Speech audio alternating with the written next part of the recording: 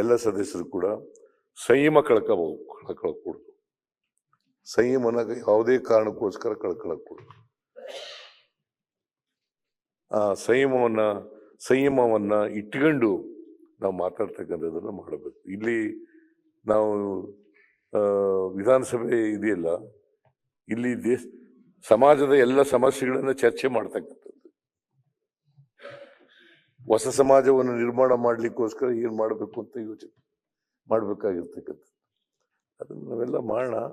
ಅದರಿಂದ ಬಹಳ ಒಳ್ಳೆ ಪದ ಉಪಯೋಗಿಸಿದ್ರಿ, ಆತ್ಮಾವಲೋಕನ, ಆತ್ಮವಿಮರ್ಶೆ.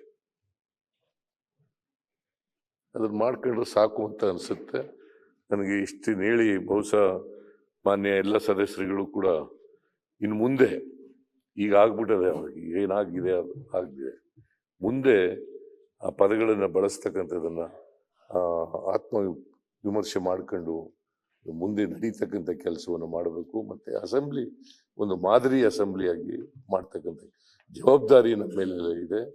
ಆ ಜವಾಬ್ದಾರಿಯನ್ನ ಸರಿಯಾದ ಮಾರ್ಗದಲ್ಲಿ ಉಪಯೋಗಿಸೋಣ ಅಂತ ಹೇಳಿ ನಿಮಗೆ ಓದಿಸಿ ನಾನು ಮಾತನಾಡಿಸ್ತೇನೆ. ಲೇಟೆಸ್ಟ್ ಹಾಗೂ ಇಂಟ್ರೆಸ್ಟಿಂಗ್ ಸುದ್ದಿಗಳಿಗಾಗಿ ಬಾಸ್ ಟಿವಿ ಕನ್ನಡ ಚಾನೆಲ್ನ ಸಬ್ಸ್ಕ್ರೈಬ್ ಮಾಡಿ. ಹಾಗೆಯೇ ಬೆಲ್ ಐಕಾನ್ ಪ್ರೆಸ್ ಮಾಡಿ. ಇದರ ಜೊತೆಗೆ ಫೇಸ್ಬುಕ್, ಇನ್ಸ್ಟಾಗ್ರಾಮ್, ಎಕ್ಸ್ನಲ್ಲೂ ಮಿಸ್ ಮಾಡದೆ ಫಾಲೋ ಮಾಡಿ.